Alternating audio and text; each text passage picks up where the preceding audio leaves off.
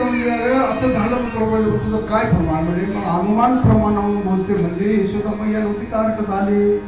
माझा प्रश्न ते केला तर बाहेरच्या वर काढले बाहेरच्या वर काढले का लोकांचे दुसरा कोणी नाही काढलं बाहेर असावा. मला अशी शंका आहे तरी पण आपण काय करू आपल्या दोघीचं मत